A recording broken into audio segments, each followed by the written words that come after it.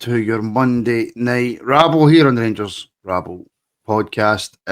Another Old Firm game, another defeat, which you can tell in our numbers. To be brutally honest with you, when it starts creeping up and up over that 20,000 mark, you know Rangers will get beat. But yes, another Old Firm, another Rangers loss. Here with me to go back over the game is Ian and Stuart. Ian, how are you?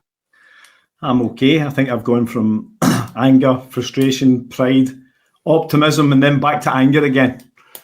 So that's how my emotions have been today. But other than that, I've just got to say I can't believe it's taken me this long to be on with Stuart. Like 3 or 4 weeks ago, we wouldn't be sitting here getting into an Old Firm final going, yes, we've got a chance. I mean, that feeling of apathy towards these games. There was certainly a nervousness, a worry that potentially we were going to take. I think whether it was the worst performance, Kelly was bad as well, wasn't it? But I think it reached a kind of almost a tipping point with that Dundee United. Certain players could have done things better. To me, that's what I would. If I was nitpicking, that's what I would. That's what I would comment on. I felt his changes were late in coming, as they have been in the past. But that aside, we did look like we had a bit of a game plan. We did look like the structure was particularly working. However, it's been really interesting to hear so many people's take on how the game went. I've heard as much as Jack Butland didn't particularly, maybe look that convincing at the penalty kicks. He is, by the way. I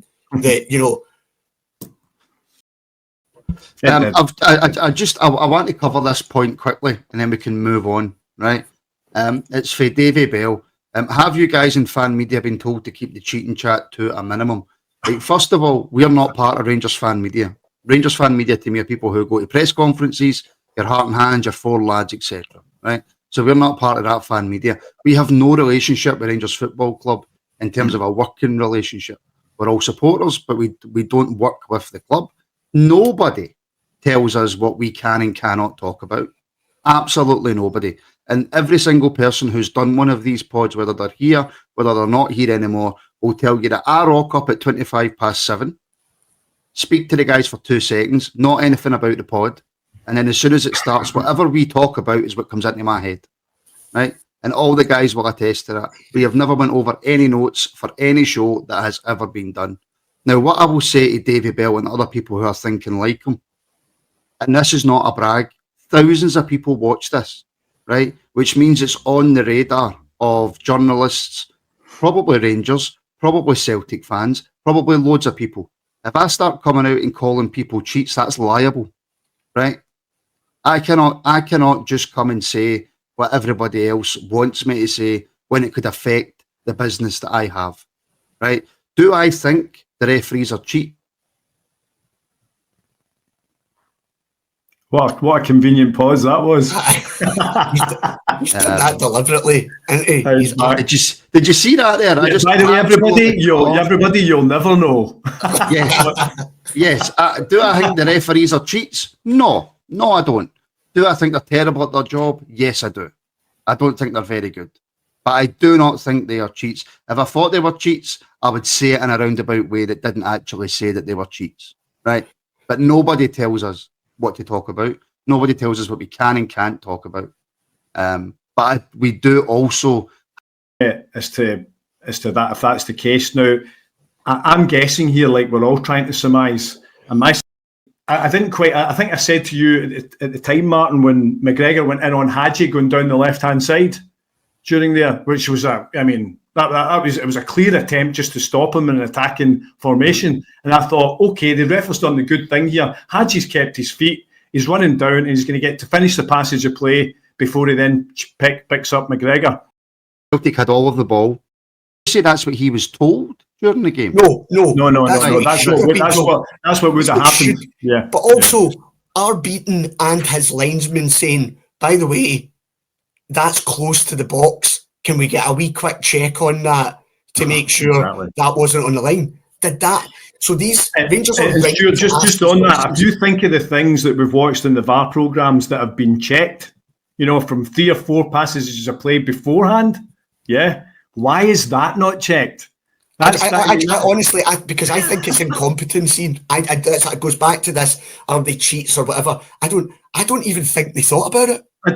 They don't set out to be cheats. They absolutely don't set out to be cheats. But like we've discussed, there's no way they didn't have the evidence and that kind of stuff. Now that's kind of our mentality, which play to their very best, which I think we've got Igaman up top and Danilo in behind. Arguably our best defender out. Not losing the way we did because we went along thinking, oh, this is our day, and it so nearly was. Getting in their teeth. Still won. Of course they still won it. You know what I mean? But you're asking me. Hold on a minute. You're asking me what have we got to be positive about? So let me tell you, okay? So right, and the positivities. Disagree with you, but go for it. Yeah, no. So the positives from that is, you would expect that team to kick on. We strengthen a little bit in the January window, albeit I'm always really weary of January windows. There's not many January window signings that have worked. And is that there seems to be just a tweaking mentality now that's saying, do you know what? We are decent footballers. We are a team, a young team, and Zian saying that it is gelling. They're at Ibrox on Saturday, and get the 3 points, and then put a sustained run over the Christmas period away in Europe, and over at the moment. The change that needed to be made, I think a lot of people were saying they need to get Igaman. Goal was all Igaman's doing. Yeah. So the Old Firm coming up in January. Yeah. Well, I don't think the next Old Firm game will be the last straw in terms of the people that employ. For tapping us on the shoulder, it's still there. So there will come a point that the fans will get fed up if we can't catch and surpass our rivals. So stupid questions on repeat all the time, all the time. And to be honest, and when you're not winning, you're a fan and you're listening to it. He does have a two-tone, an unfortunate two-tone voice. He's not. Listen, it's a massive moment and whatever as well, but I just don't want that to be the thing around this game. At the end of the day, these players gave everything that they could give, as I say. For me, for the first half and stuff like you did, as I say, I think they were the ones that played on the Tuesday or whatever. They played on the Thursday and they came into this game, as I say. Most of them were shot by the end of it.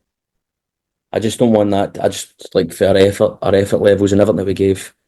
Do you know what I mean? They're just a one decision, but that's the referees, and that's what's going to be on them. That's the thing, though. I think, because it is such a blatant call that's being clearly missed, I think it will get. I feel that sometimes we just sit back and don't want to get involved in these things, but I think as a club we should ask for why that wasn't. But this is what I've always said. I've always felt like, I feel like you should just get a referee for a different country to come in and referee these games. I know, because that's the thing. John Beaton's scared to give anything. He has. Aye, because there's, do you know what I mean? Like there's, it is what it is, as I say. And I don't feel like you get a fair refereeing game ever in these fixtures. Obviously, we got a penalty last season that wasn't given and had to go and get reviewed off VAR, and there was the talk of that for weeks after it with Fabio Silva. Now you're looking at this one where it's a clear penalty. I'm pretty sure most people will agree with that. Yeah. And I think if Celtic fans obviously are the same, you need to take the green specs off for just a second and actually look at the issue, because the fact that that's not been cited with VAR, the fact that I just think it's a really, really tough call. The Dessers is insult to the number 9 jersey. It's all strikers. Gordon, you were a striker. When I played football, I would either take the first one or the last one with the pressures on. Why have Rangers had to have a goalkeeper and a left back taking penalties when they bring a striker on? He's no spine, he's a jelly spine. He should never put the Rangers jersey on again. Absolutely shocking. It just shows the character of a person. He's a centre forward, he's a goal scorer supposed to be. So he should be up there to score a penalty. I can't understand how a centre forward wouldn't take a penalty. Matt, I knew this was going to come up, right? I can't argue against the fact that if you're a centre forward, you're a goal scorer, in a situation like that, you've got to take a penalty kick, right? You've got to put your hand up and say, I'm taking the responsibility. That's your job. That's what you're getting paid to do, score goals. and strike the ball very well. Here's flip this round, right? Tavernier, a step up there because I'm a captain taking response. With Darren Fletcher. Wee bit too. Did you get all them right? In an Old Firm game. Yeah, the disappointment is bigger today. That's normal. We wanted to give this trophy to the fans. You see how the team is growing month after month. They played a big game against Tottenham physically also, and then to dig in today what they showed, creating more chances than the opponent. And the worst thing is that we should have had a penalty if I see after the game, so I didn't see during the game. But my phone is overloaded with messages, and it's clear when you see the images, it should have been a penalty. So it's a weird situation that at least the referee was not called to the screen. Mention you were there. Yes. I don't think that we were as all over Celtic as what a lot of people are saying. No, I don't think so. But at the same time, Butland really apart, as I say, there was the chance where I think it was it Kuhn in the first half should have scored. Right. Apart from that, I mean, we had that mad sort of 5 minutes in the second half, and then Butland really didn't have to make much save wise. He handled cross balls. Yeah. Apart from Butland and Schmeichel, they had to pick the ball at the net 3 times each. Yeah, absolutely. But I mean, it was just a funny game.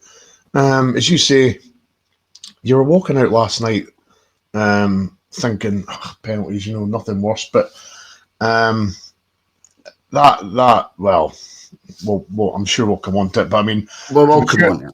To be fair to the like to Rangers, I mean, see when their third one went in, in the first half, trying to be diplomatic here, but I felt as though John had a bad day at the office.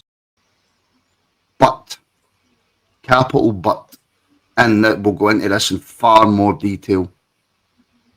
Yesterday, you could have understood it in the sense 100%, that it was marginal, but the club do, and we've got a new chairman and a new CEO starting today.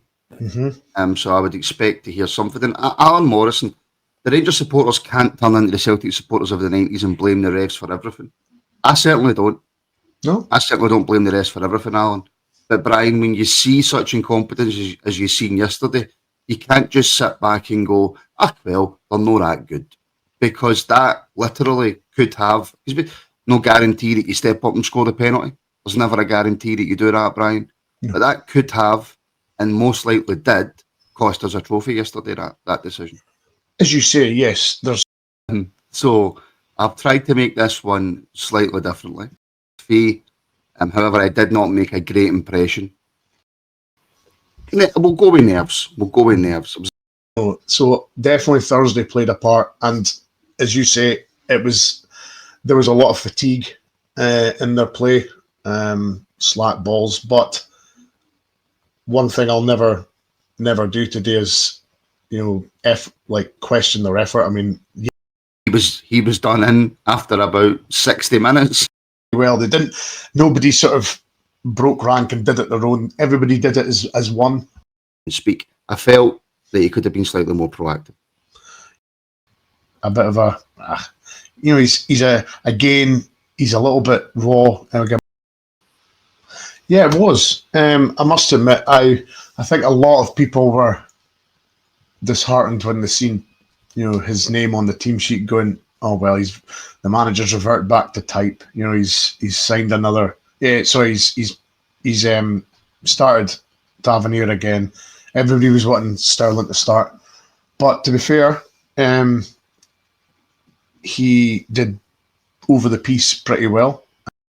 I mean, surely between the coaching staff and the manager and the players, even surely they've had some experience of scoring from. Well, obviously they've had experience of scoring from corners. So surely between the lot of them, they pressurised. Seriously, as you say, you're right under the microscope. Everybody's watching you, right? See if he'd taken it and missed, I would never have slagged him. I think when I was messaging you guys in the group chat yesterday, I was quite vociferous. But it was obviously heat of the moment, and same thing. My opinion was quite strong. And everybody who's watching, please make sure that you give it a nice big thumbs up.